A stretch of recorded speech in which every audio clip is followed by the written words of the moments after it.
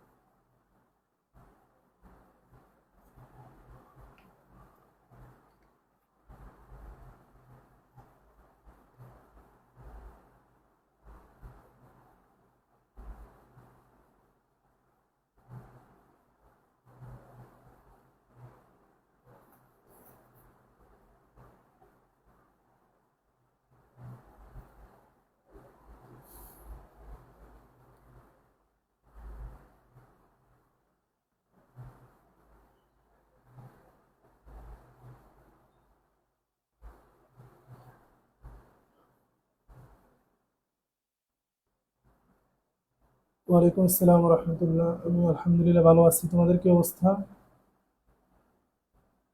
জুবায়ের, রায়হান, বনফুল। ওয়ালাইকুম আসসালাম রহমতুল্লাহ। আমি আলহামদুলিল্লাহ ভালো আছি, তোমাদের কি অবস্থা?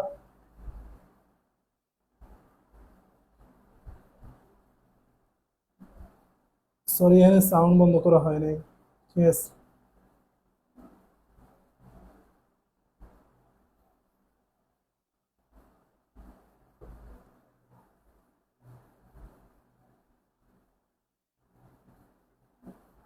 ওকে।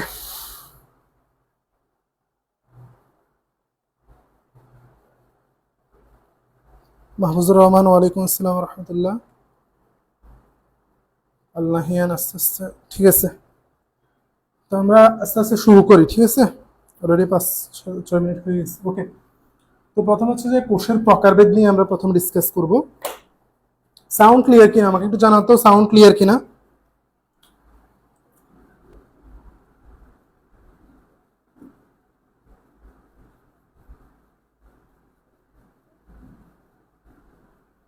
আমরা এখন গতদিন পড়ছিলাম দুইটা জিনিস। এক হচ্ছে যে কোষ উদ্ভিদ কোষ হইতে পারে অথবা প্রাণী কোষ হইতে পারে, আবার আরেকটা হচ্ছে যে তোমার জনন কোষ হইতে পারে, দেহ কোষ হইতে পারে। দুইটা ক্লাসিফিকেশন দেখছি অবস্থানের ভিত্তিতে।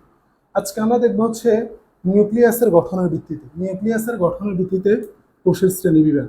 নিউক্লিয়াসের গঠনের ভিত্তিতে কোষ কয় প্রকার? নিউক্লিয়াসের গঠনের ভিত্তিতে কোষ মেইনলি দুই প্রকার। দুই প্রকার হচ্ছে কিরকম? একটা হচ্ছে আদি কোষ, প্রিমিটিভ, এটাকে বলে প্রো। প্রো মিনস আদি, ঠিক আছে, মানে নন ডেভেলপড, ঠিক আছে। এগুলো ডেভেলপড না, এগুলো নিউক্লিয়াস সুগঠিত না। এটার উপর ভিত্তি করে একটা হচ্ছে তোমার আদিকোষ, একটা হচ্ছে আদিকোষ বা prokaryotic cell. Pro prokaryotic cell, আদিকোষ। আরেকটা হচ্ছে কি? প্রকৃত কোষ। একটা হচ্ছে কি? প্রকৃত কোষ বা ইউক্যারিওটিক সেল।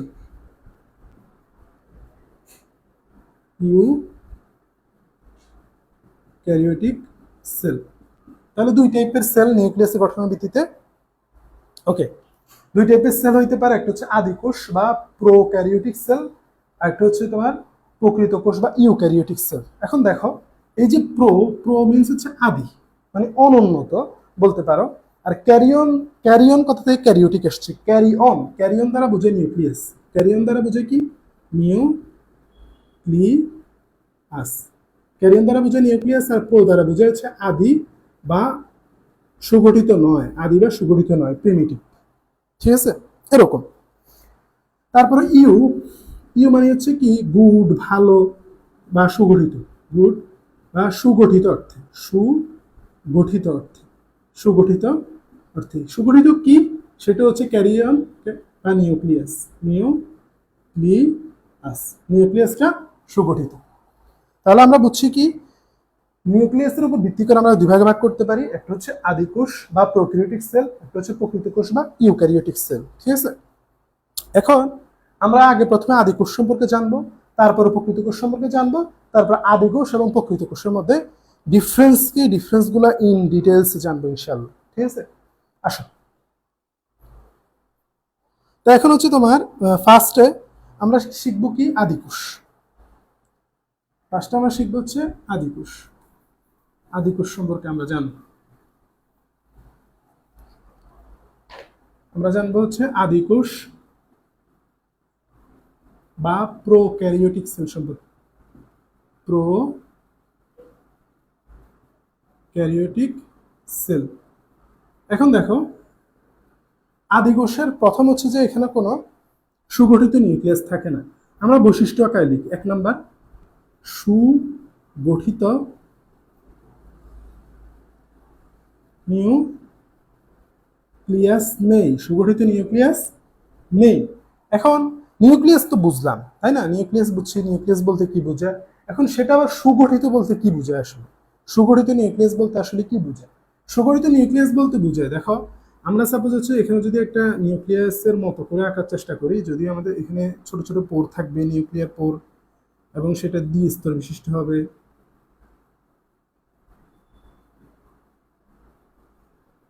এরকম দ্বিস্তর বিশিষ্ট থাকবে। এখানে নিউক্লিয়ার রন্ধ্র বা নিউক্লিয়ার পোর থাকবে। এখানে একটা থাকবে নিউক্লিওলাস। এরকম করে অনেকগুলো ক্রোমাটিন তন্তু থাকবে পেঁচানো। এরকম এগুলো হচ্ছে ক্রোমাটিন তন্তু, ঠিক আছে?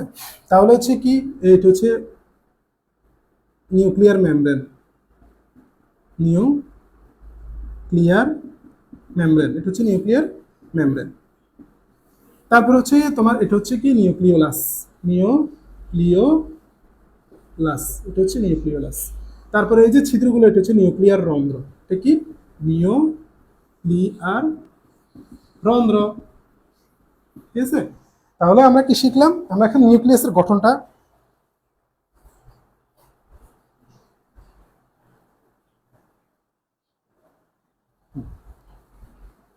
একটু ঝাপসা হয়ে গেছিল, ঠিক করে দিচ্ছে।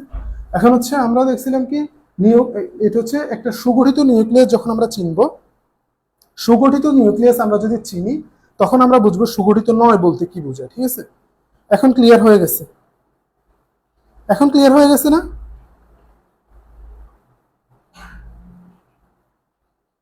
জুবায়ের, নাহিয়ান, এখন ক্লিয়ার কিনা দেখে বলো তো আমাকে একটু।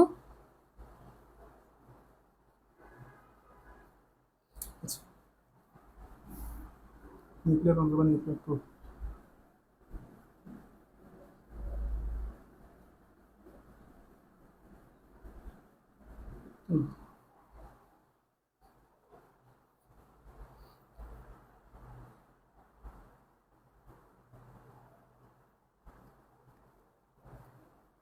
হ্যাঁ, আচ্ছা, ক্লিয়ার, ওকে। তাহলে হচ্ছে দেখো, একটা নিউক্লিয়াসের মোটামুটি একটা শেপ গঠন আকার আমরা চেষ্টা করছি। সেটা হচ্ছে এখানে থাকবে নিউক্লিওলাস, ঘন সন্নিবিষ্ট একটা অংশ, তারপরে এরকম ক্রোমাটিন তন্তু থাকবে, তারপরে তোমার হচ্ছে নিউক্লিয়ার মেমব্রেন থাকবে এবং নিউক্লিয়ার রন্ধ্র থাকবে, ঠিক আছে?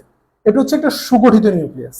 এখন যদি সুগঠিত না হয়, দ্যাট মিনস তোমার নিউক্লিয়ার রন্ধ্র বা নিউক্লিয়ার মেমব্রেন এগুলো থাকে না, ঠিক আছে? থাকে কি, শুধু ক্রোমাটিন তন্তু থাকে, ঠিক আছে? এবং সাইটোপ্লাজমের মধ্যে মুক্ত অবস্থা থাকে। এজন্য আমরা এটাকে বলি সুগঠিত নিউক্লিয়াস নেই। আমরা হচ্ছে যে আদিকোষের প্রথমে বলি যে সুগঠিত কোনো নিউক্লিয়াস নেই। কারণ কি, নিউক্লিয়ার মেমব্রেন থাকে না, নিউক্লিয়ার রন্ধ্র এগুলো থাকে না, শুধুমাত্র সাইটোপ্লাজমের মুক্তভাবে ডিএনএ থাকে, ঠিক আছে? এজন্য আমরা বলি যে সুগঠিত নিউক্লিয়াস নেই। আরেকটা ইন্টারেস্টিং পয়েন্ট আছে, সেটা হচ্ছে তোমার আরেকটা গুরুত্বপূর্ণ ব্যাপার আছে। আমরা এগুলো এখান থেকে বুঝে গেলে দেখবা যে পরবর্তীতে আমাদের জন্য পাঠ্যগুলো ইজি হয়ে যাচ্ছে, ঠিক আছে? বেসিকটা স্ট্রং হবে। একটা ব্যাপার হচ্ছে যে এখানে বলবে যে নন হিস্টোন প্রোটিন যুক্ত, নন হিস্টোন প্রোটিন যুক্ত বৃত্তাকার ডিএনএ থাকে মুক্তভাবে, থাকে মুক্তভাবে সাইটোপ্লাজমে থাকে, সাইটোপ্লাজমে থাকে। এখন দেখো, অনেকগুলা কথা, প্রত্যেকটা কথাই তোমরা বুঝতে হবে, ঠিক আছে? 1 নাম্বার হচ্ছে কি, নন হিস্টোন প্রোটিন। এখন নন হিস্টোন প্রোটিন বলতে কি বোঝায় সেটা আমাদের বুঝতে হবে না? নন হিস্টোন প্রোটিন বলতে কি বোঝায়? তো হচ্ছে যে দেখো, এরকম করে যদি আমরা চিন্তা করি যে এটা হচ্ছে একটা ডিএনএ, এটা একটা ডিএনএ, এটা একটা ডিএনএ, এগুলাকে ইন্টিগ্রিটি দান করে। ইন্টিগ্রিটি মানে কি? মানে হচ্ছে এগুলা যাতে একটা সুগঠিত থাকে, বা হচ্ছে যে মানে তোমার বিচ্ছিন্ন না হয়ে যায়, দূরে দূরে না থাকে, এগুলাকে একসাথে করে রাখে হচ্ছে যে প্রোটিন, সেটাকে বলা হয় হিস্টোন প্রোটিন। এই যে আমি যদি এই চারপাশে এরকম এরকম করে প্রোটিনগুলো চিন্তা করি, যে এই প্রোটিনটা কি করে, ডিএনএ গুলোকে সুগঠিত রাখে, ঠিক আছে, ডিএনএ কে এক জায়গায় বিচ্ছিন্ন হতে দেয় না, এটাকে এক জায়গায় রাখে, ঠিক আছে, সুগঠিত রাখে। তো সুগঠিত রাখে যে প্রোটিনটা, সেটাকে আমরা বলি হচ্ছে হিস্টোন প্রোটিন। তাহলে এই হিস্টোন প্রোটিন ছাড়া এখানে কিন্তু আরো অনেক প্রোটিন থাকে। এই যে তোমার ডিএনএ চারপাশে হিস্টোন ছাড়া আর অনেক প্রকার প্রোটিন থাকে। যে হিস্টোন প্রোটিনকে আমি যদি এখান থেকে সরাই নিই, তাহলে যে প্রোটিনগুলো থাকবে সেগুলো হচ্ছে নন হিস্টোন প্রোটিন। তাহলে হিস্টোন প্রোটিন কোথায় থাকে? হিস্টোন প্রোটিন থাকে হচ্ছে যে প্রকৃত কোষে। প্রকৃত কোষে হিস্টোন প্রোটিন, প্রকৃত কোষে ডিএনএর মধ্যে হিস্টোন প্রোটিন থাকে, ডিএনএ গুলো সুগঠিত। এখানের মধ্যে তোমার হচ্ছে হিস্টোন প্রোটিন থাকে না। হিস্টোন প্রোটিন ছাড়া বাকি যে প্রোটিনগুলো আছে তাকে বলা হয় নন হিস্টোন প্রোটিন। আর নন হিস্টোন প্রোটিন থাকে হচ্ছে যে আমাদের আদি কোষের মধ্যে। হিস্টোন প্রোটিনের কনসেপ্টটা তোমরা বুঝছো কিনা আমাকে একটু জানাও।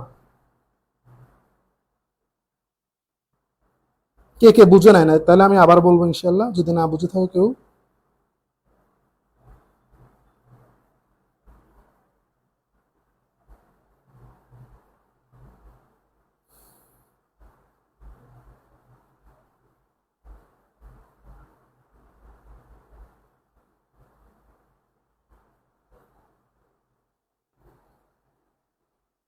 আরেকবার বলবো? আচ্ছা, ব্যাপার হচ্ছে যে কি, এই যে এগুলা যাতে মানে হিস্টোন প্রোটিন হচ্ছে এমন একটা প্রোটিন যেটা এগুলোর ইন্টিগ্রিটি মেনটেন করে, স্ট্রাকচারাল সাপোর্ট দেয়। ধরো হচ্ছে যে এইটা যদি কিছু জিনিস আছে না, যেমন আমাদেরকে স্ট্রাকচারাল সাপোর্ট দেয় কি, আমাদেরকে স্ট্রাকচারাল সাপোর্ট দেয় আমাদের বোনস গুলা। আমাদের হার্ট যেটা আছে সেটা আমাদের স্ট্রাকচারাল সাপোর্ট দেয়। আমাদের যে একটা সুন্দর গঠন আছে সেই সুন্দর গঠনকে মেনটেন করে হাড় গুলা। তাহলে এটা হচ্ছে আমাদের স্ট্রাকচারাল সাপোর্ট দেয়, আমাদের অবিচ্ছিন্ন হতে দেয় না, ঠিক আছে, সরি বিচ্ছিন্ন হতে দেয় না। এখন হিস্টোন প্রোটিন হচ্ছে এমন একটা জিনিস যেটা হচ্ছে যে তোমার ডিএনএ, ক্রোমাটিন তত্ত্ব এগুলোকে হচ্ছে যে স্ট্রাকচারাল সাপোর্ট দেয়, স্ট্রাকচারাল সাপোর্ট দেয়। এখন ওইটা যদি আমরা সরাই নিই, ওইখানের মধ্যে আরো কিছু প্রোটিন থাকে, ওই প্রোটিনগুলোকে বলা হয় নন হিস্টোন প্রোটিন, ঠিক আছে। তাহলে হিস্টোন প্রোটিন হচ্ছে যে এটাকে স্ট্রাকচারাল সাপোর্ট দেয়, আর হিস্টোন প্রোটিন ছাড়া বাকি যে প্রোটিনগুলো আছে তাদেরকে বলা হয় নন হিস্টোন প্রোটিন। এটাই হচ্ছে কনসেপ্ট। তাহলে এখানের মধ্যে তোমার নন হিস্টোন প্রোটিন থাকে।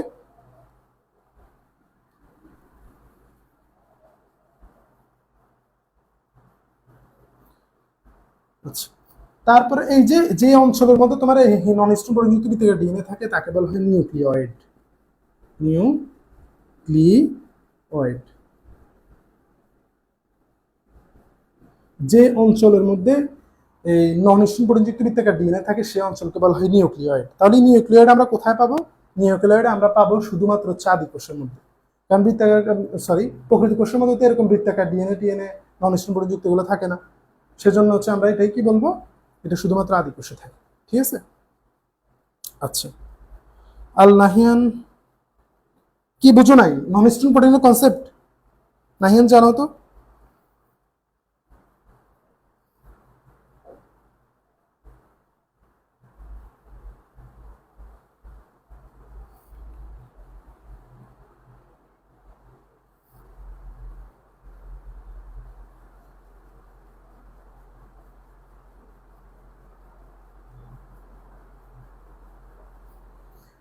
মেইনলি হচ্ছে কি দেখো,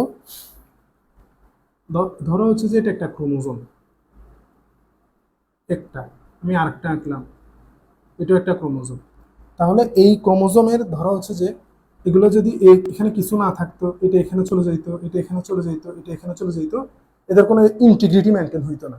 কিন্তু আমি যদি এদেরকে হচ্ছে যে কিছু দিয়ে আবদ্ধ করে ফেলি, তাহলে এগুলো দূরে চলে যাবে না, ঠিক আছে, একটা সাপোর্ট পাবে। এই যে সাপোর্ট দেয় সেটা হচ্ছে হিস্টোন প্রোটিন, ক্রোমোজোমকে বা আলটিমেটলি ডিএনএ কে স্ট্রাকচারাল সাপোর্ট দেয়। স্ট্রাকচারাল সাপোর্ট দেয় যে প্রোটিন, তাকে আমরা বলবো হচ্ছে যে হিস্টোন প্রোটিন। আর হিস্টোন প্রোটিন ছাড়া এখানে আরো অনেক প্রোটিন থাকে, এখানে এখানে আরো অনেক প্রোটিন থাকে।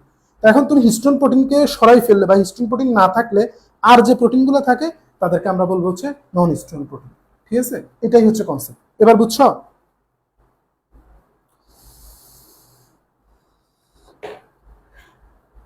আফরান তাজবির, সমস্যা নাই। তাজবির তুমি হচ্ছে যে পরের রেকর্ড দেখে নিও বাকিটুকু, ঠিক আছে। আর হচ্ছে অ্যালার্ম টালাম দিয়ে রাখবা, সিরিয়াসলি ক্লাস করলে সেটার ফিডব্যাকে অবশ্যই ভালো কিছুই পাবা ইনশাআল্লাহ। ওকে, আর আমি তো দেখতেছি কে সিরিয়াসলি ক্লাস করতেছে কে না করতেছে। অবশ্য ওরা আমার সুনজরে থাকবে পরে, অ্যাডমিশন তো আসবে তোমাদের, আরো অন্যান্য অনেক কিছু আছে, ওরা আমার সুনজরে থাকবে যারা হচ্ছে যে নিয়মিত ক্লাস টাস করবে। আচ্ছা, এখানে আমরা এবার পরের কনসেপ্ট গুলোতে চলে যাই। এই দুইটা বৈশিষ্ট্য নিয়ে পড়ে দেখলে তার হবে না, আমাদের আরো অনেক কাজ আছে। তারপর হচ্ছে তোমার আরেকটা হচ্ছে যে আদিকোষের রাইবোজোম হচ্ছে 70s।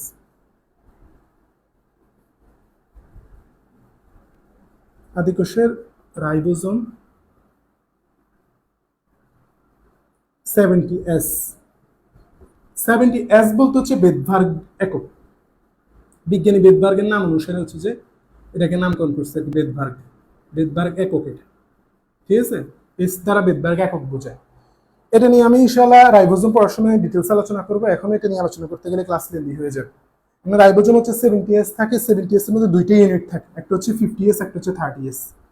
এরকম করে, এরকম ধরো হচ্ছে যে এটা হচ্ছে 50s ইউনিট, আর নিচে আরেকটা যদি আমরা আঁকি, এটা হচ্ছে 30s ইউনিট। এই 30s এবং 50s মিলে হচ্ছে যে তোমার 70s হয়, ঠিক আছে? 70s মানে হচ্ছে যে এস হচ্ছে বেদভার্গ ধ্রুবক। এটা দ্বারা হচ্ছে যে রাইবোজোমটার গঠন প্রকাশ করা হয় আর কি। রাইবোজোমের গঠন প্রকাশ করা হয়। রাইবোজোমটা কি ধরনের রাইবোজোম? রাইবোজোম দুই ধরনের হতে পারে। রাইবোজোমের গঠন দুই ধরনের হতে পারে, একটা হচ্ছে 70s, একটা হচ্ছে 80s। 70s থাকে হচ্ছে আদিকোষের মধ্যে, 80s থাকে প্রকৃত কোষের মধ্যে। এখন 70s কে আমরা যদি আরো ভাঙি, যে দুইটা সাব ইউনিট নিয়ে তৈরি হয়, একটা হচ্ছে 50s সাব ইউনিট, একটা হচ্ছে 30s সাব ইউনিট। এখন অনেকে হচ্ছে যে গাণিতিক যোগ করে ফেলে এখানের মধ্যে। গাণিতিক যোগ বলতে আমি কি বুঝাচ্ছি, ধরো হচ্ছে যে অনেকে বলে যে এরকম যে 50s এবং 30s মিলে তাহলে তো হওয়ার কথা হচ্ছে 80s, ঠিক আছে? কেন 70s হয়েছে? এরকম একটা কোশ্চেন অ্যারাইজ করে না? সেই কোশ্চেনটার আনসার হচ্ছে এটা, দেখো ওভারল্যাপিং হয় এখানে, ওভারল্যাপিং হয়।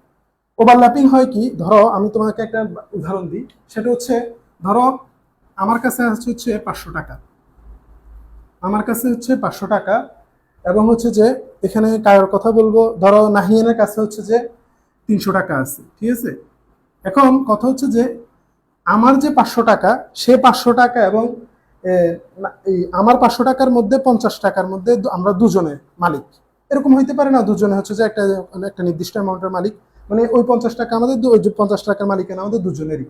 তাহলে এখন আমরা যদি ওই 50 এটাকে অ্যাড করতে যাই, এখন আমরা এও হচ্ছে ওই 50 টাকার মালিক, আমিও হচ্ছে ওই 50 টাকার মালিক। এখন আমরা যোগ করলে কখনোই হচ্ছে যে 850 যদি লিখি, তাহলে হচ্ছে যে 50 টাকা এক্সট্রা চলে আসবে। এই 50 টাকাতে আমরা দুজনে মালিক, ঠিক আছে? এখানে ওভারল্যাপিং হয়েছে আর কি। ওভারল্যাপিং মানে হচ্ছে একটা কমন অংশ আমাদের দুজনের মধ্যে। ওই 50 টাকা আমাদের কমন অংশ। আমাদের টোটাল টাকা 800 টাকাই আছে, 850 না। কারণ ওই আমার 500-র মধ্যে যে 50 টাকা আছে, সে 50 টাকার মালিক তো দুজনেরই। এরকম আর কি কিছুটা কনসেপ্ট। মানে হচ্ছে কি, আমি তোমাকে এখানে যদি একে বোঝাই জিনিসটা, তোমরা কি এটার স্ক্রিনশট নিছো? স্ক্রিনশট নিলে আমি এগুলো মুছে ফেলবো। আর সমস্যা না নিলেও সমস্যা নাই, এগুলো হচ্ছে যে আমি লিখে দিব তোমাদেরকে, তারপরে নিয়ে রাখতে পারো। এখানে আমি হচ্ছে যে আমাদের নোটে এরকম করে 1 2 3 দিয়ে লেখা নাই, এখানে একসাথে লিখে আছে, নিয়ে আমাকে জানাও।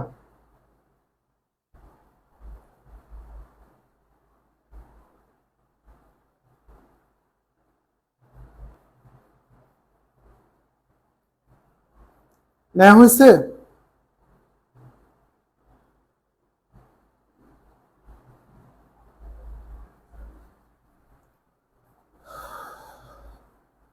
নেওয়া হইলে বলো।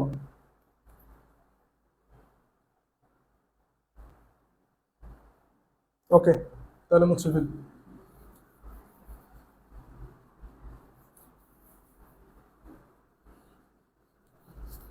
এগুলো ডেফতে আলোচনা করার কাহিনী হচ্ছে এটা, যে তোমার এগুলোর পার্থক্য আছে বা পরবর্তীতে লাগবে, না হলে তো ডেফতে চাইতাম না, বুঝছো? তো এখন তোমার হচ্ছে যে, ধরো আমি ওই ইউনিটটাকে আঁকি। এটা হচ্ছে তোমার হচ্ছে যে 50s, আর এরকম একটা আছে, এটা হচ্ছে 30s। এখন এই দুইটা যখন মিলবে, যখন আমি এই যে একসাথে 70s বলতেছি, মিলে গেলে এর এই অংশটা, এর এই অংশটা, এদের ওভারল্যাপিং হবে, ঠিক আছে?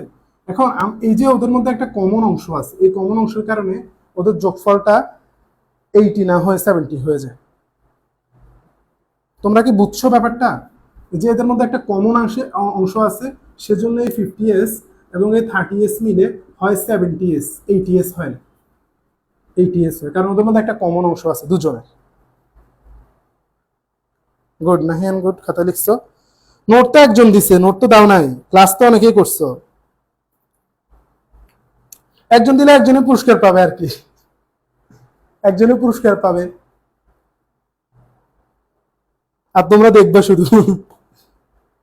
তাই না? একজন পাবে পুরস্কার আর তোমরা দেখবা। ওকে, তারপর হচ্ছে আমরা আবার আদি কোষের বৈশিষ্ট্য সম্পর্কে করছিলাম। তোমরা এটা বুঝছো? গুড, বুঝলে ঠিক আছে, মাশাআল্লাহ। এখন আদি কোষের বিভাজন কিভাবে হয়? আমরা 3 নম্বর পয়েন্টে গেছি। 4 নম্বর হচ্ছে আদি কোষ দুইটা প্রক্রিয়া বিভাজিত। কোষ বিভাজনের পদ্ধতি কয়টা আছে দেখি, কে কে জানো? কোষ বিভাজনের পদ্ধতি, কোষ বিভাজন, আমি এখানে লিখি কোষ বিভাজন। কোষ বিভাজন হইতে পারে হচ্ছে যে অ্যামাইটোসিস প্রক্রিয়া,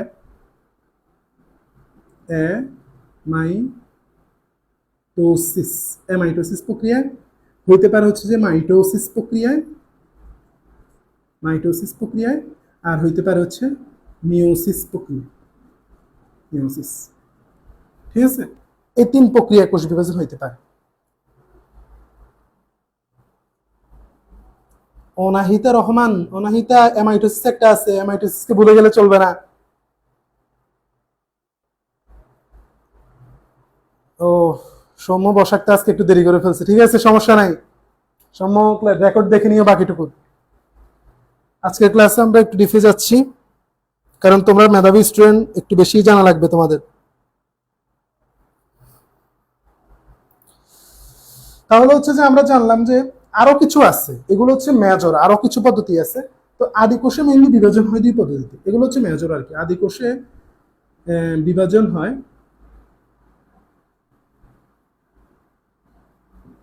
অ্যামাইটোসিস প্রক্রিয়া, যেহেতু এরা আদি,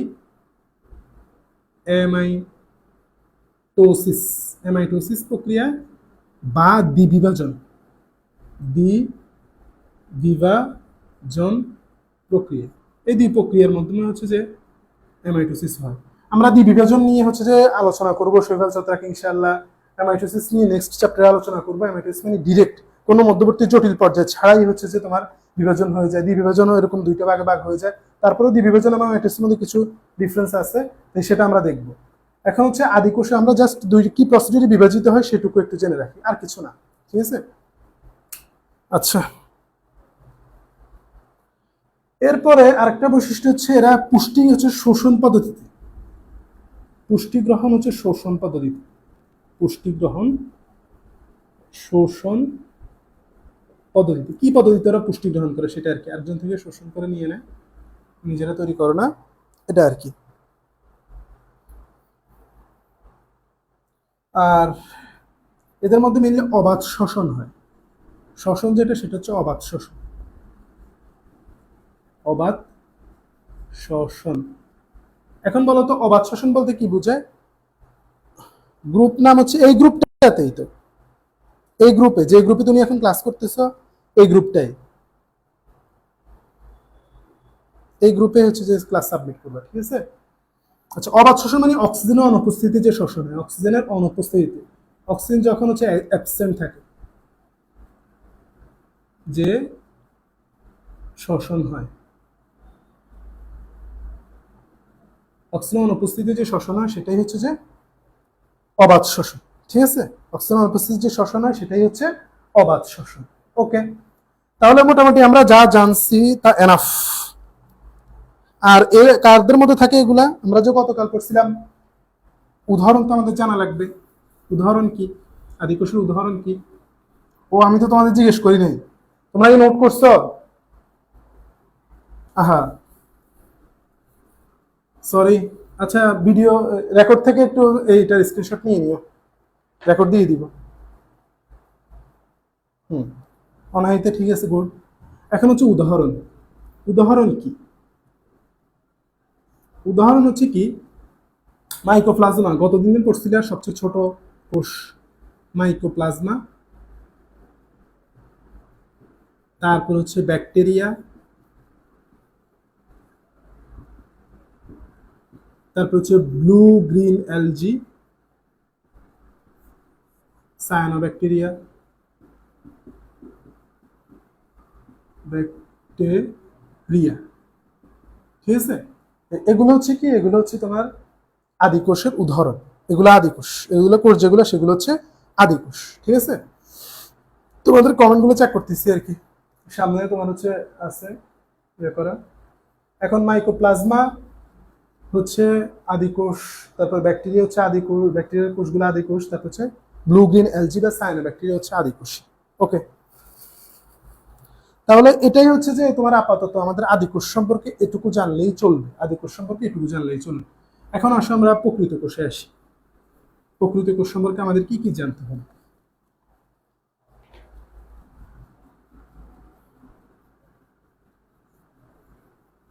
প্রকৃত কোষ, প্রকৃত কোষ হচ্ছে ইউক্যারিওটিক সেল,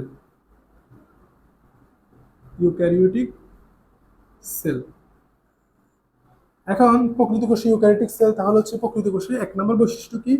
প্রকৃত কোষে এক নম্বর হচ্ছে সুগঠিত নিউক্লিয়াস থাকে, ওইটার বিপরীতে অনেকগুলা, এখানে সুগঠিত নিউক্লিয়াস থাকে। তাহলে সুগঠিত নিউক্লিয়াস বলতে কি, আমরা বলে ফেলছি অলরেডি যে নিউক্লিয়ার মেমব্রেন থাকবে, নিউক্লিয়ার রন্ধ্র থাকবে, তারপর নিউক্লিওপ্লাজম থাকবে, নিউক্লিওলাস থাকবে, সবগুলো সুন্দর একটা অর্গানাইজড স্ট্রাকচার থাকবে, সেটাই হচ্ছে সুগঠিত নিউক্লিয়াস। আদিকোষে এরকম অর্গানাইজড স্ট্রাকচার থাকে না, নন স্টিল প্রোটিনযুক্ত ডিএনএ একেবারে সাইটোপ্লাজমের মধ্যে মুক্তভাবে থাকে, সেটা হচ্ছে যে তাহলে সুগঠিত নয়। এরপরে দেন এখানে হচ্ছে তোমার হিস্টোন প্রোটিনযুক্ত ডিএনএ থাকে, হিস্টোন প্রোটিনযুক্ত ডিএনএ থাকে।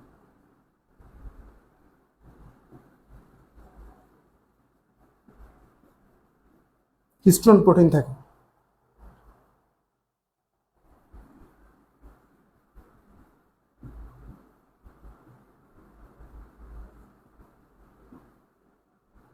হিস্টোন প্রোটিনযুক্ত ক্রোমোজোম থাকে, ক্রোমোজোমের ডিএনএ থাকে, ঠিক আছে। তাহলে হিস্টোন প্রোটিনযুক্ত ক্রোমোজোম থাকে। তারপর হচ্ছে তোমার এখানে এদের রাইবোজোম, সরি এটা 3 নম্বর, প্রকৃত কোষের রাইবোজোম। রাইবোজোম কিরকম? রাইবোজোম হচ্ছে এইটিএস। এইটিএস এর মধ্যে দুইটা ইউনিট, যেটা এরকম করে দুইটা যে ইউনিট থাকে, সেই ইউনিটটা একটা হচ্ছে 60S আর একটা হচ্ছে 40S। 40S এখানেও আবার সেম কাহিনী, এখানেও তো তোমরা বলতে পারো গাণিতিকভাবে বিজি হচ্ছে blue green algae. Afran Tajbish, good. তাহলে তোমার হচ্ছে যে এটা কি 60S এবং 40S মিলে হয়, হওয়ার কথা গাণিতিক নিয়মে 100S, কিন্তু ওই আবার ওভারল্যাপিং এর ব্যাপার চলে আসার কারণে এটা হবে কি, এটা হবে হচ্ছে তোমার 80S। 80S, তাহলে এটা হচ্ছে 80S, এস মানে হচ্ছে ব্যাধ্যাত্মক রাইবোজোমের গঠন হচ্ছে।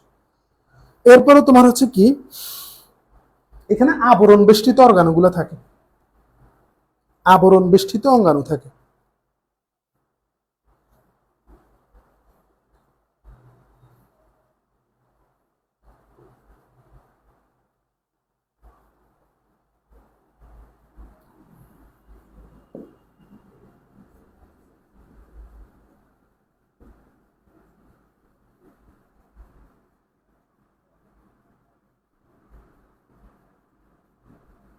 আবরণ বেষ্টিত অঙ্গাণু বলতে কি বোঝায়? আবরণ বেষ্টিত অঙ্গাণু বলতে বোঝায় যেগুলো চারপাশে মেমব্রেন থাকবে বা আবরণ থাকবে, ঠিক আছে, এরকম যে অঙ্গাণু তাদেরকে আমরা বলবো হচ্ছে এই আবরণ বেষ্টিত অঙ্গাণু বা membrane bound organelle. Membrane bound organelle.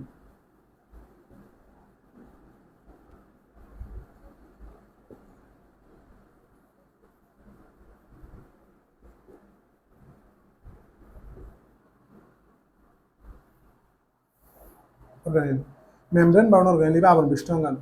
এটার মধ্যে মাইটোকন্ড্রিয়া আছে, মাইটোকন্ড্রিয়া, মাইটোকন্ড্রিয়া,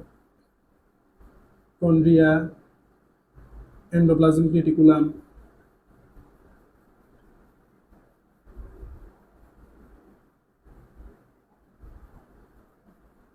এন্ডোপ্লাজমিক রেটিকুলাম, এগুলা নিউক্লিয়াস, এগুলা কি আবরণ বেষ্টিত অঙ্গাণু। তারপরে হচ্ছে যে এই আবরণ বেষ্টিত অঙ্গাণুগুলো কিন্তু আবার হচ্ছে আদিকোষের মধ্যে থাকে না, তার আবরণ বেষ্টিত অঙ্গাণুগুলোর মধ্যে আদিকোষ থাকে না, আবরণবিহীন অঙ্গাণুগুলো থাকে, ঠিক আছে। আবরণবিহীন অঙ্গাণু গ্লাইঅক্সিজম, পারঅক্সিজম, এগুলোর মধ্যে কোনো আবরণই থাকে না, ঠিক আছে। এগুলো আমরা পড়বো ইনশাআল্লাহ সামনে।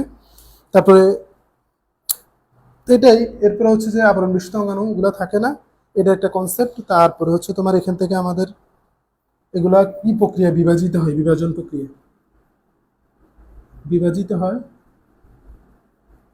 বিভাজিত হয়, এটা যেহেতু উন্নত উন্নত পদ্ধতি বিভাজিত হয়, মাইটোসিস, তারপরে হচ্ছে তোমার মিওসিস, মাইটোসিস মিওসিস এই প্রক্রিয়ার মাধ্যমে বিভাজিত হয়। মাইটোসিস এবং মিয়োসিস প্রক্রিয়ার মাধ্যমে বিভাজিত হয়। ওকে, তাহলে এই হচ্ছে ওদের কোর বৈশিষ্ট্যগুলা। তারপরে হচ্ছে যে ওদের মধ্যে সবাত শোষণ হয়। পুষ্টি আছে, পুষ্টি গ্রহণ করে শোষণ, আত্তীকরণ এগুলোর মাধ্যমে। পুষ্টি গ্রহণ, শোষণ, তারপর হচ্ছে আত্তীকরণ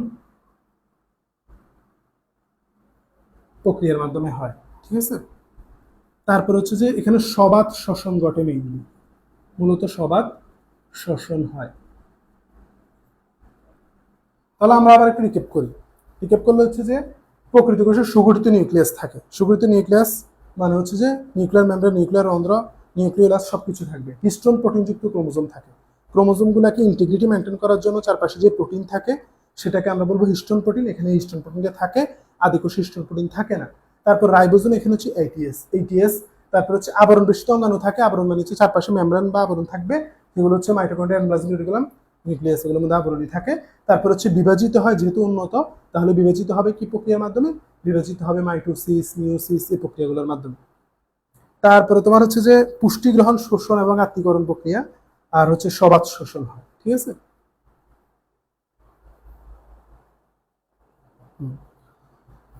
আচ্ছা,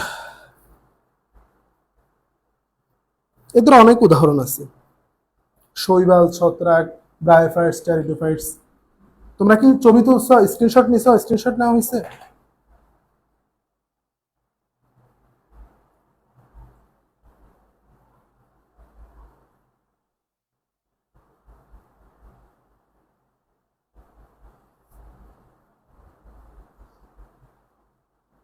বঙ্গীয় মরফা পুবেসেন্স, এটার সম্পর্কে তো আমার এখন ধারণা নাই, আমি জেনে তোমাকে জানাতে পারবো বঙ্গীয় মরফা পুবেসেন্স বলতে কি বোঝায়। ঠিক আছে, আমি টেলিগ্রাম গ্রুপে জানাই দিব ইনশাল্লাহ। আমি জেনে তোমাকে জানাই দিব, আমার এখন কোনো ধারণা নাই এটা সম্পর্কে।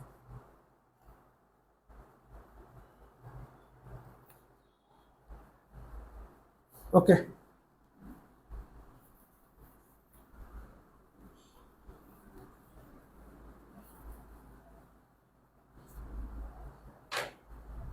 এটা উদাহরণ কি?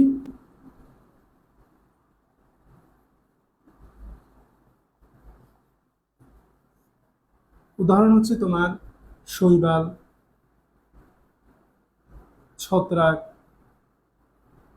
তারপরে হচ্ছে ব্রায়োফাইটস, তারপরে টেরিডোফাইটস।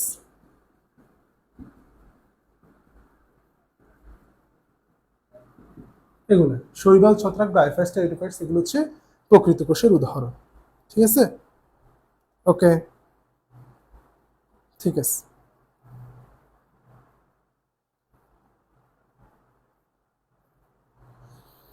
এখন আমরা গুরুত্বপূর্ণ একটা জিনিস পড়বো। এতক্ষণ যে আমরা আদিকোষ প্রকৃত কোষ সম্পর্কে জানলাম, এখন আমরা পড়বো হচ্ছে আদিকোষ এবং প্রকৃত কোষের মধ্যে ডিফারেন্স। আদিকোষ এবং প্রকৃত কোষের মধ্যে ডিফারেন্স পড়বো আমরা।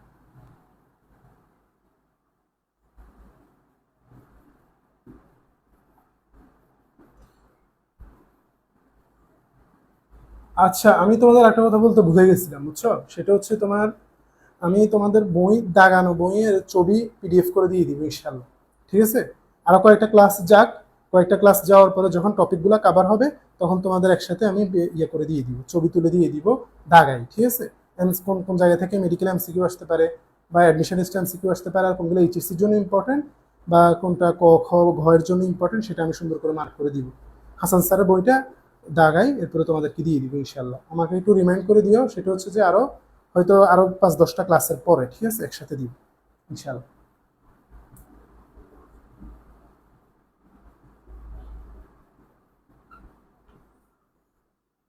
আদিকোষ এবং প্রকৃত কোষের মধ্যে পার্থক্য।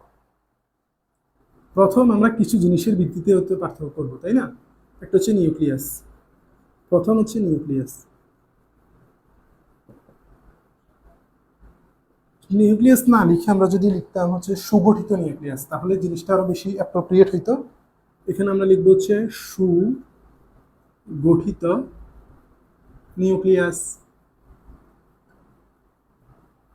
তাহলে আদিকোষে সুগঠিত নিউক্লিয়াস থাকে না, প্রকৃত কোষে সুগঠিত নিউক্লিয়াস থাকে, তাই না? তারপর হচ্ছে পরের পয়েন্ট শেষ, একটা পয়েন্ট শেষ। পরের পয়েন্ট আমরা কি লিখবো? পরের পয়েন্ট আমরা লিখবো হচ্ছে ডিএম হিস্টোন প্রোটিনযুক্ত ক্রোমোজোম। Histone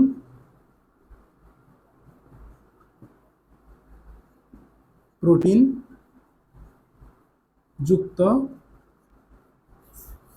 chromosome. হিস্টোন প্রোটিনযুক্ত ক্রোমোজোম এটা হচ্ছে আদি কোষে থাকবে না, প্রকৃত কোষে থাকবে। ঠিক আছে?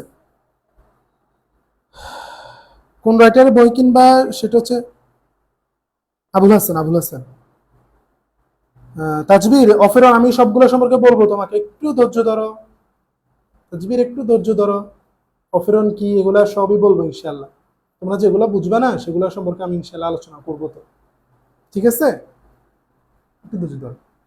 তাহলে হচ্ছে যে হিস্টোন প্রোটিনযুক্ত, এই যে হিস্টোন প্রোটিন সম্পর্কে তোমাদের জানাচ্ছি না, দরকার দেখেই তো জানাচ্ছি। তাহলে হচ্ছে হিস্টোন প্রোটিনযুক্ত আদি কোষে থাকবে না, প্রকৃত কোষে থাকবে, তাই না? এরপরে আছে গেল, এর একটা পয়েন্ট গেল। আরেকটা পয়েন্ট কি? আরেকটা পয়েন্ট এবার রাইবোজোমে চলে আসো। আরেকটা ব্যাপার, এখানে ডিএনএ এর গঠন, ডিএনএ এর গঠন হচ্ছে আদি কোষে বৃত্তাকার, এরকম বৃত্তাকার। আর এক্ষেত্রে হচ্ছে সূত্রাকার।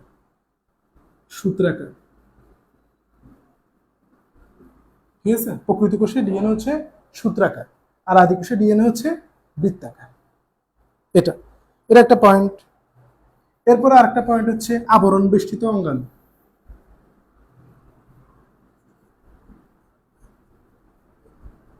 আবরণ বেষ্টিত অঙ্গাণু। আবরণ বেষ্টিত অঙ্গাণু কোথায় থাকবে? আবরণ বেষ্টিত অঙ্গাণু হচ্ছে যে থাকবে প্রকৃত কোষে, আর আদি কোষে থাকবে না। ঠিক আছে? থাকবে প্রকৃত কোষে, আর আদি কোষে থাকবে না। আচ্ছা, না সরি হওয়ার কিছু নেই তাসবিহ, সরি হওয়ার কিছু নাই, আমি ইনশাল্লাহ বলবো। তোমার আগ্রহ আছে দেখেই তো জানতে চাইছি, এটা আরো ভালো। মাশাল্লাহ, আগ্রহ থাকাটা হচ্ছে ভালো। আগ্রহ থাকলেই শিখতে পারবা কিছু জিনিস। ঠিক আছে? আগ্রহ না থাকলে শিখতে পারবা না, এটা অবশ্যই ভালো, সমস্যা নেই। আমি ক্রোনোলজিক্যালি বলবো আর কি। ঠিক আছে? অবশ্যই কোশ্চেন করবা, যা বুঝবা না অবশ্যই কোশ্চেন করবা। আমি যদি কিছু নাও জানি, আমি যে সব জানি ব্যাপারটা তো এরকম না, তাই না? আমি কন্টিনিউয়াস লার্নিং এর মধ্যে দিয়ে যাব। কখনোই মানুষ হচ্ছে তুমি কখনোই সবকিছু শিখতে পারবে না, এটা টাইম ল্যাকিংস থেকেই যাবে। আমাদের এই জন্য আজীবন শিখতে থাকতে হবে, তাই না? আর হচ্ছে যে কোশ্চেন অ্যারাইজ করলে অবশ্যই জিজ্ঞেস করবো। আমি যদি ওই টাইমে নাও জানি, আমি তোমাদেরকে পরে জেনে ইনশাল্লাহ জানাবো, জেনে সহজ করে বুঝাই বলবো। ঠিক আছে? কোনো সমস্যা নাই, কোশ্চেন তো করবেই। তোমরা কোশ্চেন না করলে কে কোশ্চেন করবে?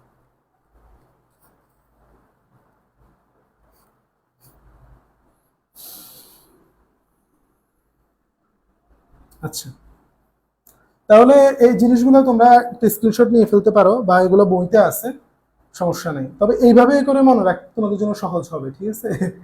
যদিও কেমন কেমন পরীক্ষা এভাবে লিখবে না তো সেটা জানি, বাট হচ্ছে যে হুম, বাট হচ্ছে যে এইভাবে করে তোমরা মনে রাখতে পারো সহজে। ঠিক আছে? তাহলে হচ্ছে আমরা এই জিনিসগুলো একটু মুছে ফেলি, পাশের গুলা, তারপরে ভিতরের গুলো আমরা দরকার হলে প্রয়োজনে আবার ইয়ে করব। ঠিক আছে? তারপরে আমরা এখনো মনে হয় রাইবোজোম সম্পর্কে কথা বলি নাই। হ্যাঁ, রাইবোজোম একটা পয়েন্ট হতে পারে। আমরা এখানে কয়টা পয়েন্ট লিখছি? চারটা। চারটার পরে পাঁচটা পয়েন্ট হতে, 5 নম্বর পয়েন্ট হচ্ছে রাইবোজোম। রাইবোজোম, কোথাও সোম কোথাও জোম, এটা হচ্ছে প্রনাউন্সিয়েশনের জন্য, উচ্চারণের জন্য। জোম আর সোম নিয়ে সমস্যা নাই। ঠিক আছে? এটা নিয়ে কনফিউজ হওয়ার কিছু নাই। রাইবোজোম, রাইবোজোম হচ্ছে যে এখানে এই আদি কোষের ক্ষেত্রে 70s, আর প্রকৃত কোষের ক্ষেত্রে হচ্ছে 80s, তাই না? প্রকৃত কোষের ক্ষেত্রে 80s। এস দ্বারা কি বোঝায়? বেদভার একক। এগুলো নিয়ে ইনশাল্লাহ আমি রাইবোজোম নিয়ে ইন ডিটেলস আলোচনা করবো, প্রত্যেকটা অর্গানে নিয়ে আমরা কথা বলবো। ঠিক আছে? কোনো টেনশন নিও না, একটু জাস্ট আইডিয়া দিয়ে রাখছি। এটা হচ্ছে বেদভার একক এবং হচ্ছে আকারটা কিরকম হইতে পারে সেটা নিয়ে তোমাদের একটা আইডিয়া দিচ্ছি, আর কিছু না। তাহলে রাইবোজোম হচ্ছে আদি কোষের ক্ষেত্রে 70s রাইবোজোম, প্রকৃত কোষের ক্ষেত্রে 80s রাইবোজোম। তারপর সাইটোস্কেলিটন বা কোষীয় কঙ্কাল। কোষীয় কঙ্কাল সম্পর্কে আমরা দেখবো যে পরবর্তীতে আলোচনা করতেছি। মাইক্রোটিউবিউলস, মাইক্রোফিলামেন্ট, ইন্টারমিডিয়েট ফিলামেন্ট এগুলো থাকে। ঠিক আছে? কোষীয় কঙ্কাল বা সাইটোস্কেলিটন। Cytoskeleton skeleton. সাইটোস্কেলিটনের বাংলা হচ্ছে কোষীয় কঙ্কাল। আমাদের যেরকম একটা কঙ্কাল থাকে, পশুর একটা কঙ্কাল থাকে, ঠিক আছে? সেই কঙ্কালকে বলা হয় কোষীয় কঙ্কাল। তাহলে কোষীয় কঙ্কাল যেটা, সেটা হচ্ছে কিসের থাকে না, আদিকোষে থাকে না।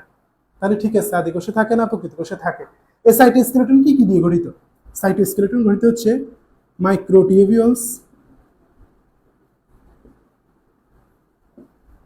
মাইক্রোফিলামেন্ট এবং ইন্টারমিডিয়েট ফিলামেন্ট। ইন্টারমিডিয়েট ফিলামেন্ট সংক্ষেপে লিখে ফেললাম, মাইক্রোটিউবিউলস, মাইক্রোফিলামেন্ট, ইন্টারমিডিয়েট ফিলামেন্ট। ঠিক আছে, এই তিনটা মিলে হচ্ছে কোষীয় কঙ্কাল। এই কোষীয় কঙ্কাল আদিকোষে থাকে না, প্রকৃত কোষে থাকে। এটা একটা পয়েন্ট জানলা। তারপর হচ্ছে তোমার আরএনএ পলিমারেজ একটা পয়েন্ট হইতে পারে। 7 নম্বর আরএনএ পলিমারেজ। এটা হচ্ছে একটা এনজাইম। এটা কি? পলিমারেজ। আরএনএ পলিমারেজ একটা এনজাইম। এটা হচ্ছে একটা এনজাইম। এনজাইমের কাজ কি? প্রভাবিত করা। আমরা তো শিখে আসছি, তাই না? বিক্রিয়াকে প্রভাবিত করা। তো এটা একটা প্রসেসকে প্রভাবিত করে। আরএনএ পলিমারেজের কখন কখন তৈরি হবে? ডিএনএ থেকে যখন আরএনএ তৈরি করা হবে। ডিএনএ থেকে আরএনএ তৈরির প্রক্রিয়াকে কি বলে? ডিএনএ থেকে ডিএনএ প্রক্রিয়াকে তৈরি প্রক্রিয়াকে বলা হয় ডিএনএ প্রতিলিপন। ডিএনএ থেকে এমআরএনএ, মেসেঞ্জার আরএনএ বা ধরো আরএনএ তৈরির প্রক্রিয়াকে বলা হয় ট্রান্সক্রিপশন। তারপর হচ্ছে তোমার আবার আরএনএ থেকে এমআরএনএ থেকে প্রোটিন তৈরি করার পদ্ধতিকে বলা হয় ট্রান্সলেশন। এগুলো খুবই গুরুত্বপূর্ণ টপিক এই চ্যাপ্টারে। আমরা এগুলো ইন ডেপথে আলোচনা করবো ইনশাআল্লাহ। তো এখন তাহলে আরএনএ পলিমারেজ কখন প্রয়োজন হবে? যখন তুমি ডিএনএ থেকে আরএনএ তৈরি করবে। যখন ডিএনএ থেকে এমআরএনএ তৈরি করা হবে, তখন এই এমআরএনএ, তখন এই আরএনএ পলিমারেজ এনজাইমের প্রয়োজন হবে। ঠিক আছে, আমরা পড়বো এগুলো ইনশাআল্লাহ। আরএনএ পলিমারেজ হচ্ছে যে এক প্রকার থাকে আদিকোষে। আদিকোষে থাকে হচ্ছে এক প্রকার। আদিকোষে এক প্রকার থাকে, আর প্রকৃত কোষে থাকে 3 প্রকার। আদিকোষে থাকে এক প্রকার, আর প্রকৃত কোষে থাকে হচ্ছে 3 প্রকার। তারা আরএনএ পলিমারেজ এনজাইম জানলাম। আদিকোষে থাকে মাত্র একটা সিঙ্গেল টাইপ, আর এখানে 3 টাইপস অফ আরএনএ পলিমারেজ। ঠিক আছে, আচ্ছা। এরপর হচ্ছে যে অপেরন। অপেরন বলতে আসলে কি বোঝায়, তাই না?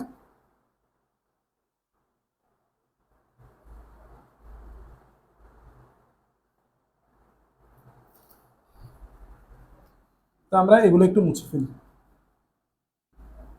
এই জিনিসগুলো একটু মুছে ফেলি, তারপর অপেরন নিয়ে আলোচনা করতেছি।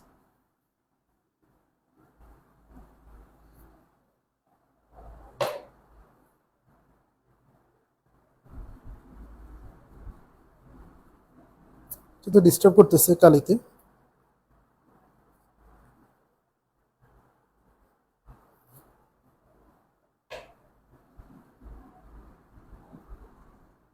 সাত নাম্বার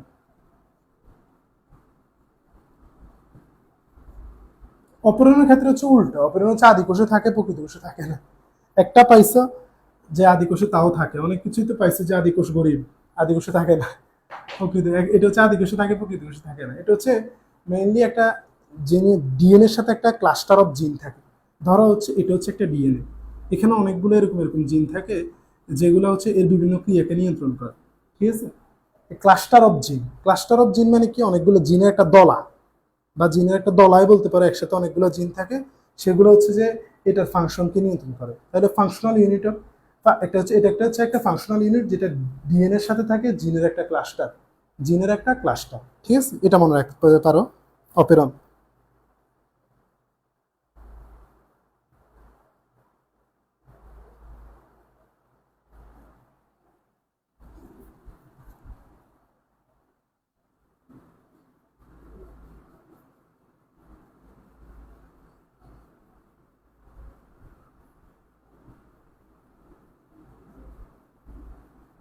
ক্লাস্টার অফ জিন, যেটা থেকে ফাংশনাল প্রোটিন তৈরি হয়।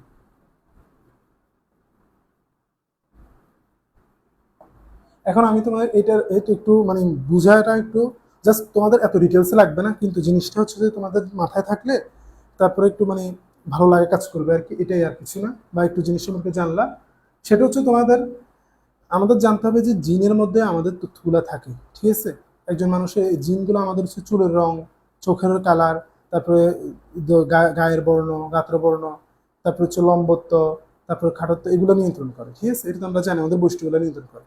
এখন এর মধ্যে জিনের মধ্যে মেনলি অনেকগুলা তোমার হচ্ছে যে তথ্য থাকে, সেগুলো কিভাবে প্রকাশ পায়? প্রোটিন তৈরির মাধ্যমে প্রকাশ পায়। ঠিক আছে, তো এখন এই এই দুইটা কথা মাথায় রাখবে যে জিনের মধ্যে অনেকগুলো তথ্য এনকোডেড থাকবে, তথ্যগুলো থাকে, সেগুলো প্রকাশ পায় হচ্ছে প্রোটিন তৈরির মাধ্যমে। ঠিক আছে, এখন এখানের মধ্যে ডিএনএর সাথে ক্লাস্টার অফ জিন থাকে, অনেকগুলো জিন থাকে, যেগুলো পরে হচ্ছে পার্সোনাল প্রোটিন প্রডিউস করে, যেগুলো বিভিন্ন বস্তুগুলোকে নিয়ন্ত্রণ করে। ঠিক আছে, এটাই হচ্ছে অপেরন। এটা মেইনলি হচ্ছে যে অনুন্নত যারা ভাইরাস ব্যাকটেরিয়ার মধ্যে অপেরনটা থাকে, আমাদের মধ্যে এগুলো অপেরন টপেরন নাই। ঠিক আছে, তাহলে অপেরন হচ্ছে ক্লাস্টার অফ জিন, এটা শুধু এটুকু মনে রাখে, ক্লাস্টার অফ জিন যেটা থেকে পার্সোনাল প্রোটিন তৈরি হয়, যেটা বিভিন্ন বৈশিষ্ট্যকে নিয়ন্ত্রণ করে। শেষ।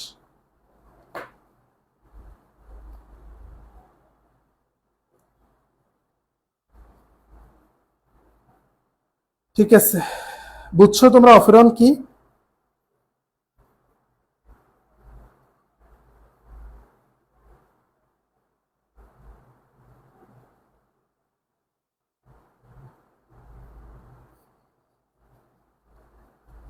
অপেরন বুঝছো?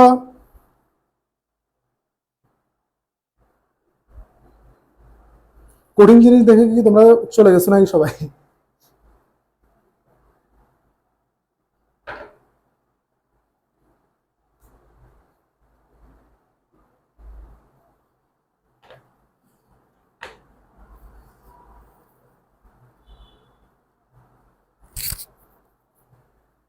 আচ্ছা,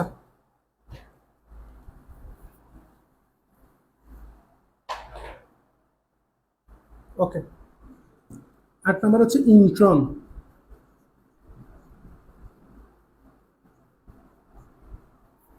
ইন্ট্রন হচ্ছে যে, ইন্ট্রন কার থাকে? আদি কোষের থাকে না। ঠিক আছে, প্রকৃত কোষের থাকে। এখন ইন্ট্রন জিনিসটা আসলে কি?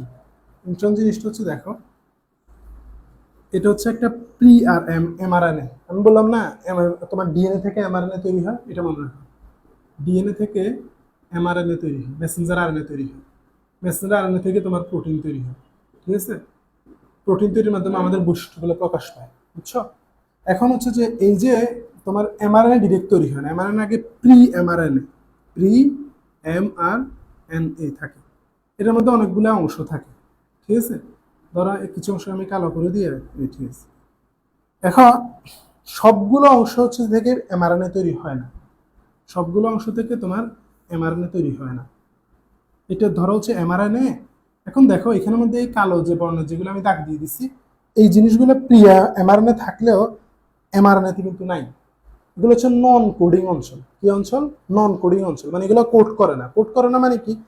এগুলোর মধ্যে কোনো তোমার জেনেটিক সিকোয়েন্স নাই, যেটা তো পরবর্তীতে যেটা থেকে প্রোটিন তৈরি করবে বা যেটা কোনো তথ্যকে ধারণ করে। ঠিক আছে, মানে মেইনলি হয় কি, ধরো হচ্ছে যে এরকম করে প্রোটিন সিকোয়েন্স, মানে যে সিকোয়েন্স থাকে তোমার AUG, তারপরে হচ্ছে UAA, এরকম করে কোডন থাকে অনেকগুলো। ঠিক আছে, এগুলো এক একটা কোডন, এক একটা সিকোয়েন্স, এক একটা অ্যামাইনো অ্যাসিডকে কোড করে। অ্যামাইনো অ্যাসিড তো জানোই যেটা থেকে প্রোটিন তৈরি হয়। ঠিক আছে, তাহলে এই কোডিং যেগুলো আছে, সেগুলো হচ্ছে যে এগুলো যদি থাকে তাকে আমরা বলি কোডন অঞ্চল, মানে যেটা একটা নির্দিষ্ট তথ্যকে ধারণ করে, যেটা থেকে পরবর্তীতে একটা বৈশিষ্ট্য প্রকাশ পাবে প্রোটিন তৈরির মাধ্যমে।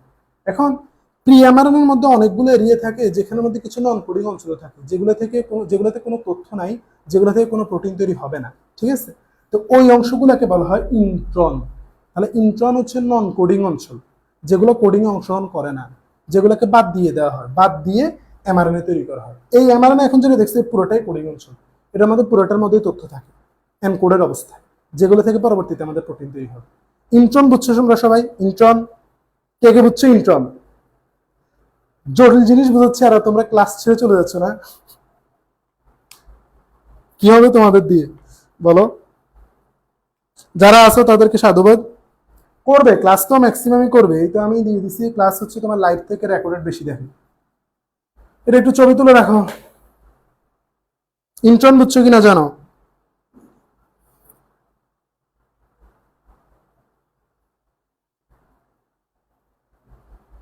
গুড। অনাহিতা রহমান বুঝছো? ওকে, আমরা এগুলো একটু মুছে ফেলি।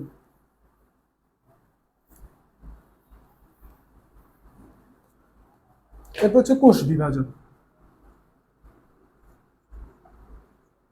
কোষ বিভাজন। কোষ বিভাজন এটা হচ্ছে অ্যামাইটোসিস এবং হচ্ছে যে বার্ডিং বা দ্বিবিভাজন। বার্ডিং দ্বিবিভাজন অ্যামাইটোসিস হচ্ছে যে অ্যামাইটোসিসই। আর এটা হচ্ছে মাইটোসিস এবং মিওসিস। মাইটোসিস এবং মিওসিস, ঠিক আছে, প্রকৃত মাইটোসিস এবং মিওসিস। ইন্ট্রন বুঝছো নাই?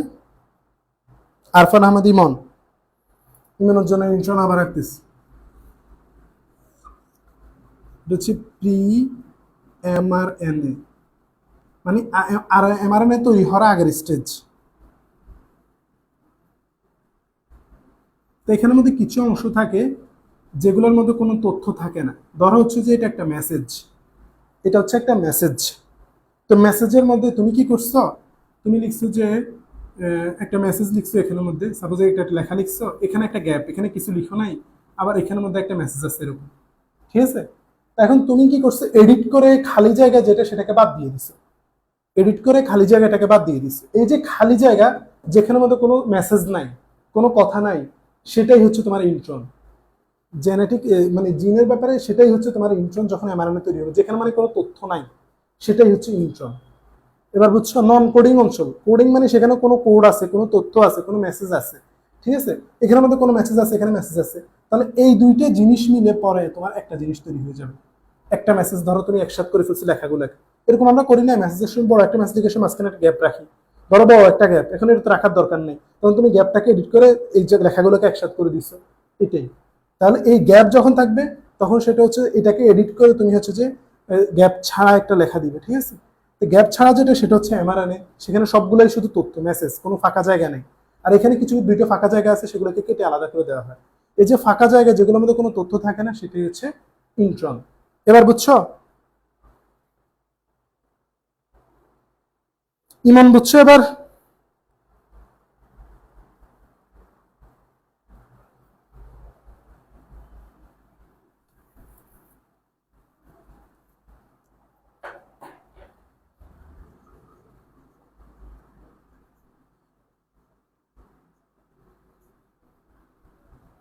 শ্বসন হচ্ছে এখানে অবাধ শ্বসন।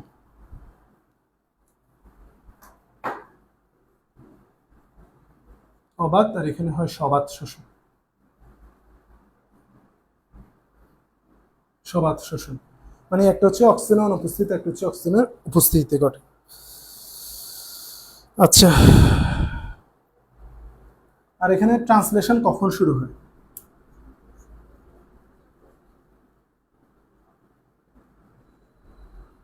এটা হচ্ছে ট্রান্সক্রিপশনের সাথে সাথেই, ট্রান্সক্রিপশনের সাথে সাথে। আর এটা হচ্ছে ট্রান্সক্রিপশনের পরে। ট্রান্সক্রিপশনের পরে একটু বিলম্ব থাকে।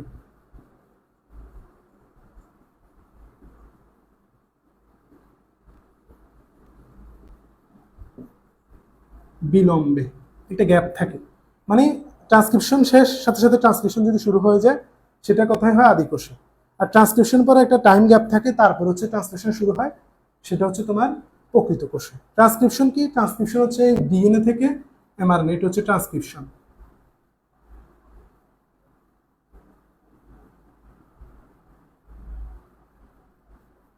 আর এটা হচ্ছে ট্রান্সলেশন, এমআরএনএ থেকে প্রোটিন তৈরি। ট্রান্সলেশন, ট্রান্সক্রিপশন মানে হচ্ছে ডিএনএ থেকে এমআরএনএ তৈরি করা, আর মেসেঞ্জার আরএনএ আর কি, মেসেঞ্জার আরএনএ থেকে প্রোটিন তৈরি করা হচ্ছে ট্রান্সলেশন, ঠিক আছে।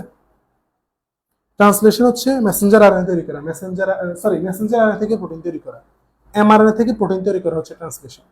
তাহলে যদি ট্রান্সক্রিপশন শেষ, ধরো হচ্ছে এই পয়েন্টে এসে ট্রান্সক্রিপশন শেষ সাথে সাথে ট্রান্সলেশন শুরু, সেটা হচ্ছে আদি কোষে হয়।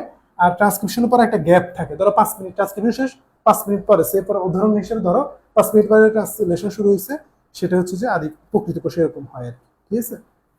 আচ্ছা, তো আমাদের এটুকুই পার্থক্য জানা লাগবে মোটামুটি। আমি অন্যান্য বইগুলোতে দেখছি এতটুকুই জানা লাগবে, এর বেশি তোমাদের জানা লাগবে না, ঠিক আছে। এখন আমরা শিখবো হচ্ছে একটা আদর্শ উদ্ভিদ কোষ। একটা আদর্শ উদ্ভিদ কোষের মধ্যে কি কি থাকে না থাকে, কিভাবে থাকে, সেটা সম্পর্কে আমরা একটু জানবো। ক্লাস কি লেন্দি হয়ে যাচ্ছে? না, লেন্দি হয়নি। তারপরে 1 ঘন্টা হয়ে গেছে। না, এগুলো আমরা একটু জানতে হবে। ট্রান্সলেশন বোঝো নাই? আর কে কি নাম বলছো আমি তো ভুলে গেছি। গতকাল গতকাল বলছো, আজকে ভুলে গেছি।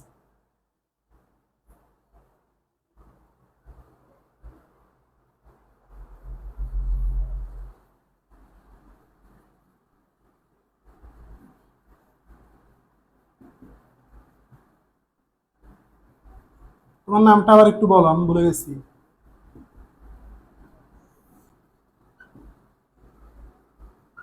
কিছু থাকবে জড় বস্তু, ঠিক আছে, যেগুলোর মধ্যে প্রাণ নাই, এরকম জড় বস্তু।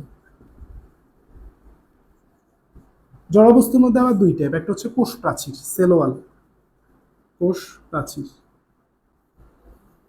আরেকটা কি, আরেকটা হচ্ছে তোমার সঞ্চিত বস্তুগুলা, যেগুলো জমা রাখে, সঞ্চিত বস্তু। সঞ্চিত বস্তুর মধ্যে সহজ কার্বোহাইড্রেট, কার্বো কার্বোহাইড্রেট, প্রোটিন,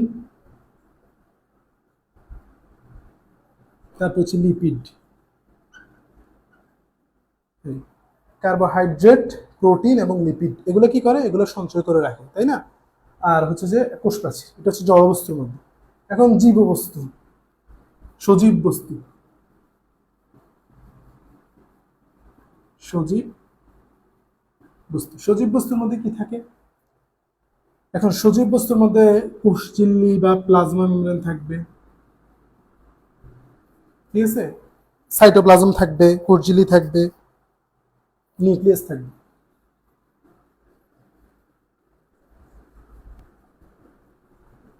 কোষঝিল্লি, এখানের মধ্যে সঞ্চিত বস্তু বা খরিত বস্তু কিছু থাকে। এখানের মধ্যে আরো তো জিনিসপত্র থাকে। কোষের নির্জীব বস্তু, নিশ্চিত বস্তু এখানে কোষ প্রাচীরের সঞ্চিত বস্তু ছাড়া আরো কিছু থাকে। একটা হচ্ছে তোমার খরিত পদার্থ, খরিত পদার্থ থাকে, যেমন হরমোন। হরমোন খরিত, হরমোন বিভিন্ন কার্যকলাপ নিয়ন্ত্রণ করে। হরমোন, পিগমেন্ট, পিগমেন্ট কি? পিগমেন্ট হচ্ছে বিভিন্ন কালার, ঠিক আছে, কালারফুল সাবস্টেন্স, কালারফুল সাবস্টেন্সদেরকে বলা হয় পিগমেন্ট। Hormone, pigment. তারপর নেকটার, নেকটারও হচ্ছে যে খরিত হয়। তারপর বিভিন্ন এনজাইম প্রয়োজন হয়, এনজাইম, বিক্রিয়ার জন্য বিভিন্ন এনজাইম প্রয়োজন হয়, সেই এনজাইমগুলো। তাহলে হচ্ছে হরমোন, পিগমেন্ট, নেকটার, নেকটার এবং এনজাইম, এগুলো হচ্ছে কি? খরিত পদার্থ, ক্ষরণ হয়, সিক্রেশন হয়। আরেকটা আছে কি? বর্জ্য পদার্থ।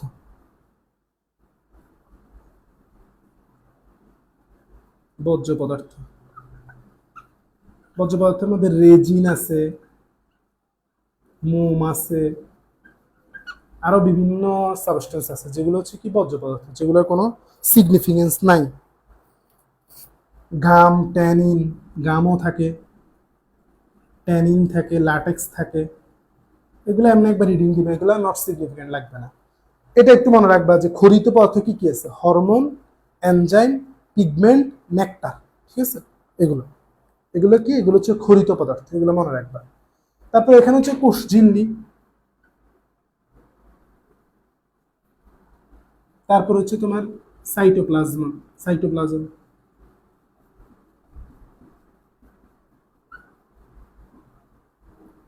সাইটোপ্লাজম। সাইটোপ্লাজমের মধ্যে কি থাকে? ওই মাইটোকন্ড্রিয়া,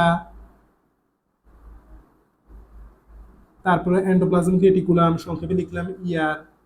তারপরে তোমার হচ্ছে যে কি, তারপরে প্লাস্টিড থাকবে,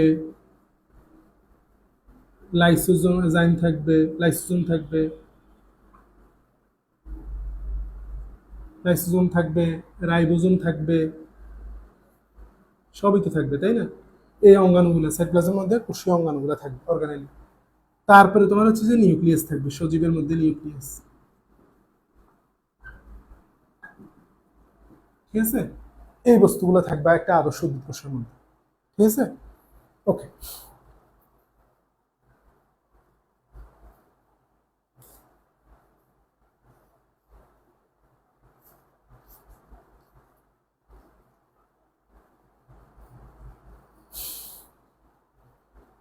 কোষ গহ্বর থাকবে, কোষ গহ্বর একটু গুরুত্বপূর্ণ।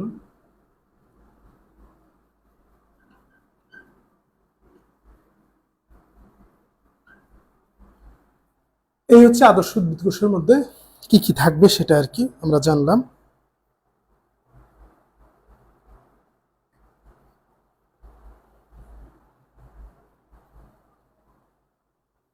জোবাইর আহমেদ,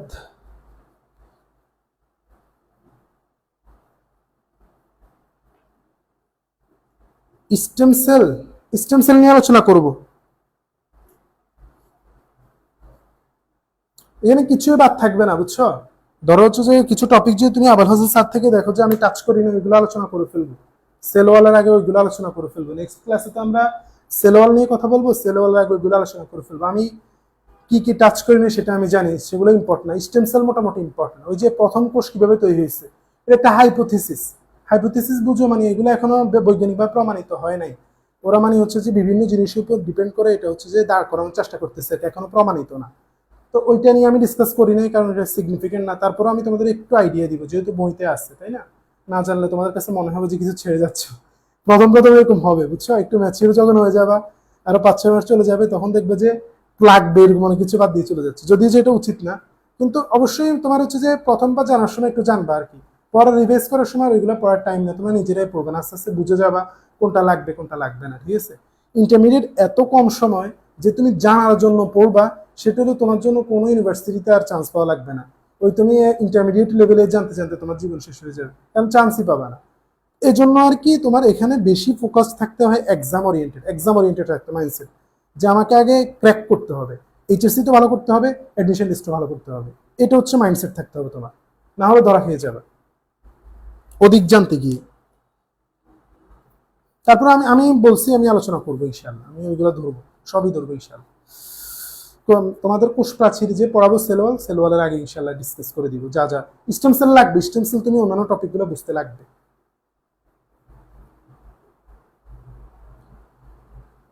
খরিত পদার্থ 3 নাম্বারটা হচ্ছে নেকটার, একটা খরিত পদার্থ।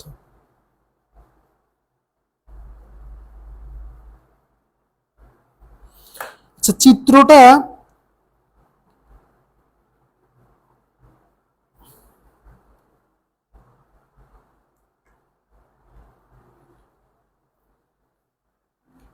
চিত্রটা আমাদের একটু আনলে ভালো। চিত্র এঁকে আজকে ছুটি দিয়ে দিব তোমাদের। বোর্ডের নিচে, বোর্ডের নিচে তেমন ইম্পর্টেন্ট কিছু নাই না, হ্যাঁ। ওই নেকটার এনজাইম এগুলো লিখছি, তারপর হচ্ছে যে ইয়ে লিখছি। ইনশাল্লাহ আমি আর একটু উপর করে লিখবো, ঠিক আছে? গুড, ভালো কথা বলছি।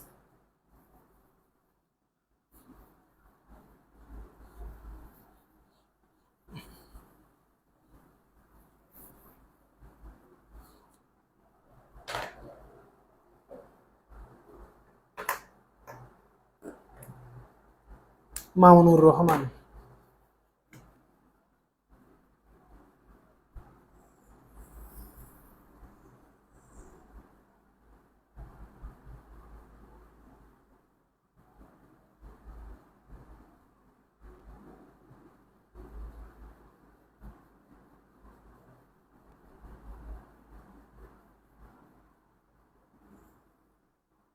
আমরা এখন প্ল্যান্ট সেল বা উদ্ভিদ কোষ আঁকার চেষ্টা করতেছি।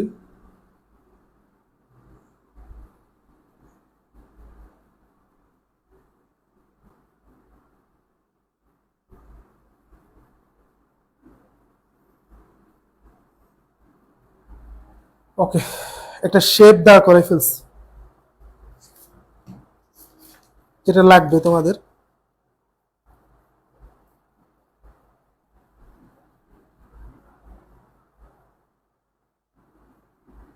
এখানে আবার কিছু কিছু জায়গায় দেখবে যে এরকম করে আছে।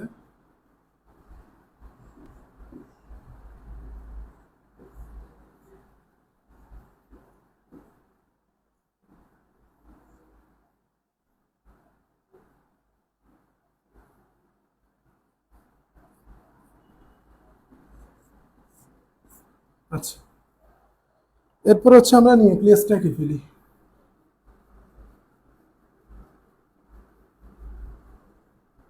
আচ্ছা, আগে পুরোটাই এঁকে ফেলি।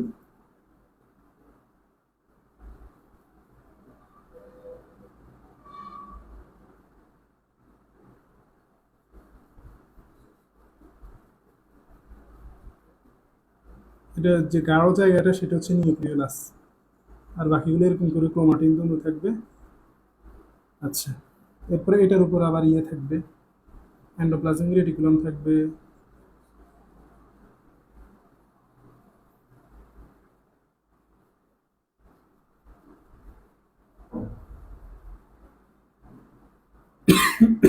সরি, এগুলো আগে এন্ডোপ্লাজমিক রেটিকুলাম, যেগুলো নিউক্লিয়াসের কাছাকাছি থাকবে সেগুলো আগে এরকম এরকম করে রাইবোজোম যুক্ত থাকবে। ঠিক আছে, এই যে দানাদার এগুলো হচ্ছে রাইবোজোম। আমরা প্রত্যেকটা চিহ্নিত করবো ইনশাল্লাহ। বড় করে এরকম একটা কোষ গহ্বর থাকবে, এরকম একটা কোষ গহ্বর থাকবে। এরকম করে থাকবে হচ্ছে মাইটোকন্ড্রিয়া। এটা হচ্ছে মাইটোকন্ড্রিয়া। ঠিক আছে, এরপরে তোমার হচ্ছে যে গলগি অ্যাপারেটাস থাকবে। চিত্র মুখস্থ করতে হবে না, কিন্তু চিত্র বুঝতে হবে। চিত্র দিয়ে এমসিকিউ আসতে পারে।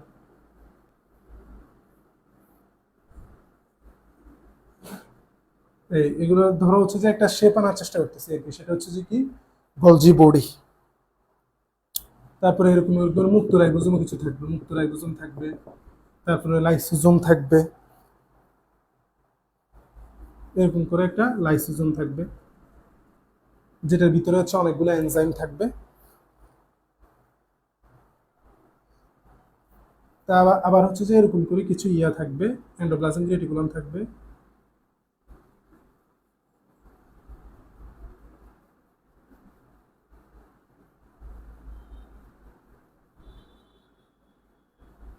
এই এন্ডোপ্লাজমিক রেটিকুলামের গায়ে দেখো কোনো রাইবোজোম নাই, এখানে আমি কোনো ডট দিই নাই বা হচ্ছে যে দানাদার কোনো পদার্থ দিই নাই। এটা হচ্ছে যে কি স্মুথ এন্ডোপ্লাজমিক রেটিকুলাম।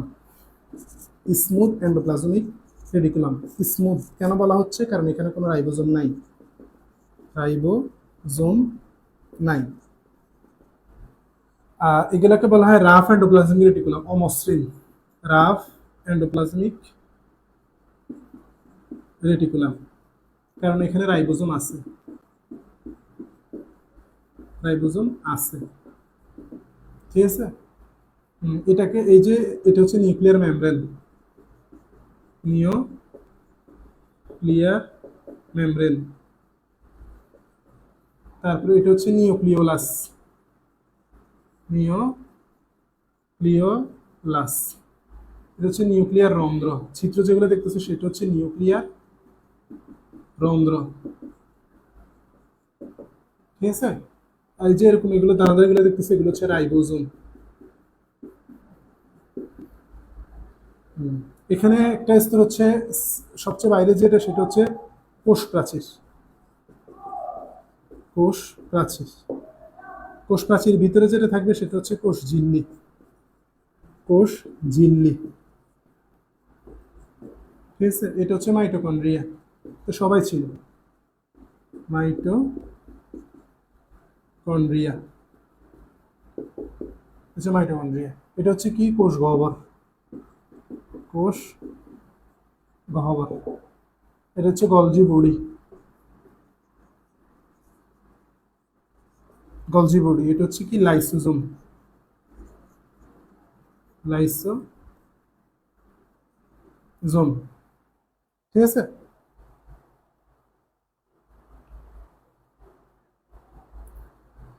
ওকে। মোটামুটি এগুলো হচ্ছে মেইন অর্গানেলি। এরপরে কিছু মাইক্রোটিভিউলস থাকতে পারে, ক্লোরোপ্লাস্ট থাকতে পারে একটা, সরি, এরকম করে একটা ক্লোরোপ্লাস্ট থাকতে পারে, যেখানে আমাদের থাইলাকয়েড মেমব্রেন থাকবে। আবার এখানে অনেকগুলো থাকবে, আমরা এটা ইন ডিটেলসে আলোচনা করবো ইনশাল্লাহ। আবার এটা কি ক্লোরোপ্লাস্ট, ক্লোরোপ্লাস্ট। বললে এটা আর কি, এটা হচ্ছে আদর্শ উদ্ভিদ কোষ। ঠিক আছে, এগুলো পরীক্ষা আঁকা লাগবে না, আঁকা লাগবে না, টেনশন নিও না, এগুলো পরীক্ষা আসে না তেমন একটা। তারপরে তোমরা একবার দুইবার আঁকা একটু প্র্যাকটিস করবে, যদি চলে আসে কখনো, সেটার জন্য আর কি, যদির জন্য, আর অন্য কিছু না। ওকে, এটা হচ্ছে তোমাদের ওভারঅল ডিসকাশন। আমরা ইনশাল্লাহ নেক্সট ক্লাসে কোষ প্রাচীর নিয়ে আলোচনা করব। সবাই থাকবা, নিজেদের বন্ধুদেরকেও বলবা লাইভ ক্লাস করার জন্য। ঠিক আছে, গ্রুপের অন্য মেম্বারদেরকেও বলবা লাইভ ক্লাস করার জন্য।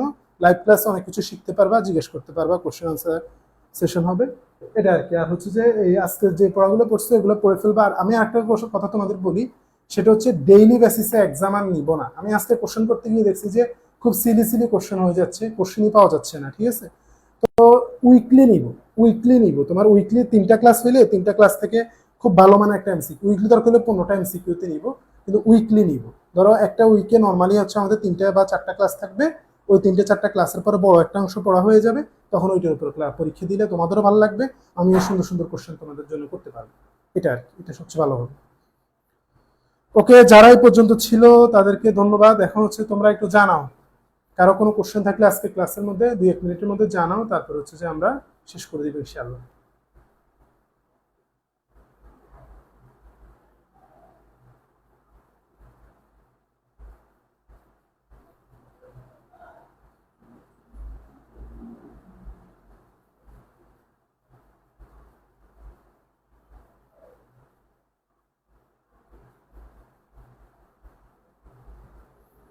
ওকে, ঠিক আছে,